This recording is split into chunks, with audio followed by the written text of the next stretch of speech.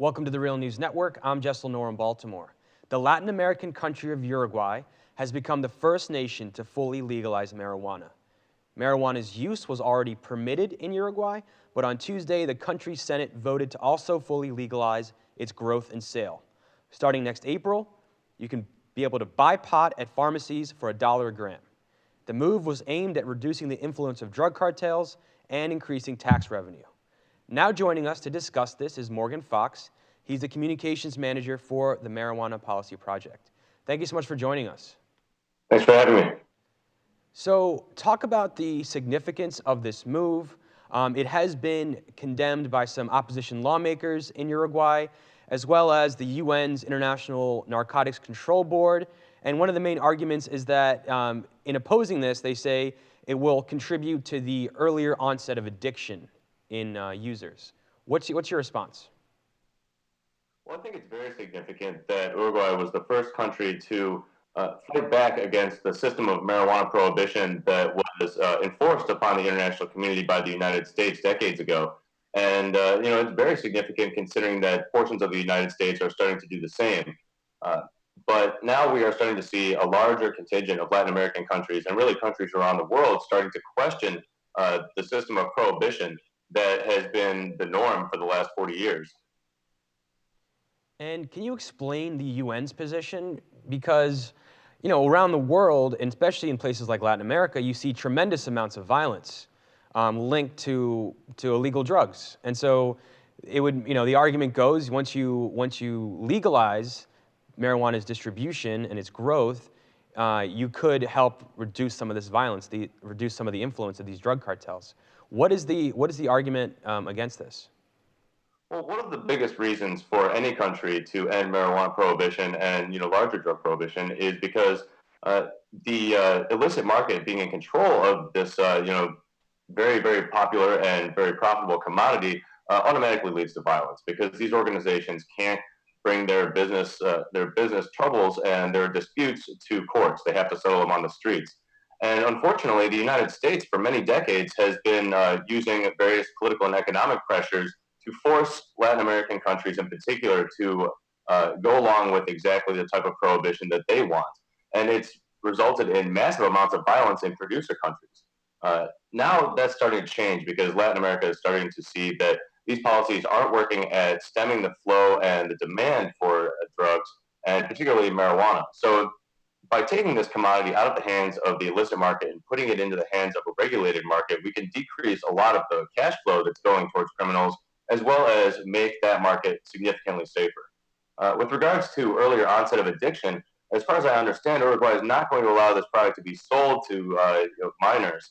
So I don't think that that's really going to be an issue. If anything, it's going to make it harder to get because illicit dealers who have no incentive to ID or to make sure that their business is well regulated and keep their product out of the hands of minors are basically going to go out of business. And can what's happening in Uruguay be a model for other countries of the United States? Some might argue that Uruguay is so small and maybe insignificant economically that this might not make as big of an impact as if a larger country had made this similar move.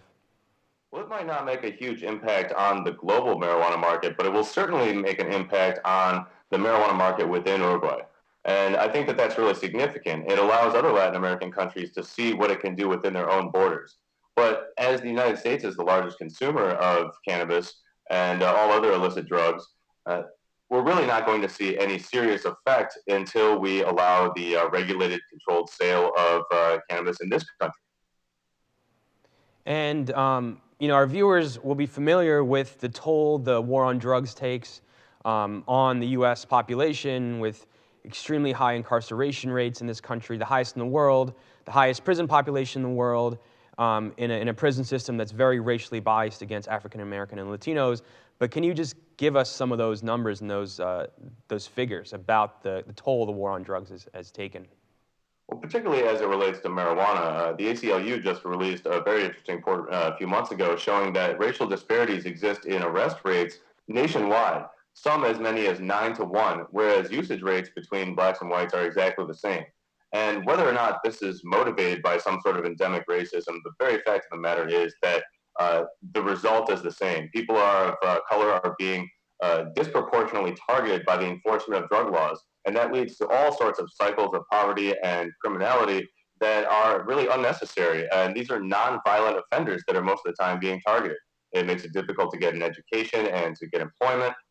These are just some of the things that we have to deal with marijuana prohibition in this country.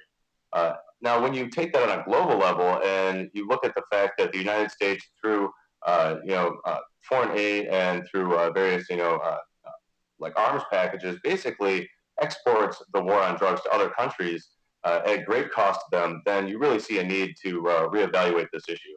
And I think that a lot of Latin American countries are sick and tired of their countries being the battlegrounds to try to prevent something that is not going away. The flow of these substances is not going to end anytime soon. And by using paramilitary tactics and the old style of war on drugs that we've been used to try to continue to do this is really just going to result in more failures. Morgan Fox, thank you so much for joining us. Thanks for having me. You can follow us at The Real News on Twitter. Follow me at Jessel Noor. Tweet me questions, ideas, concerns, anything you like. Thank you so much for joining us.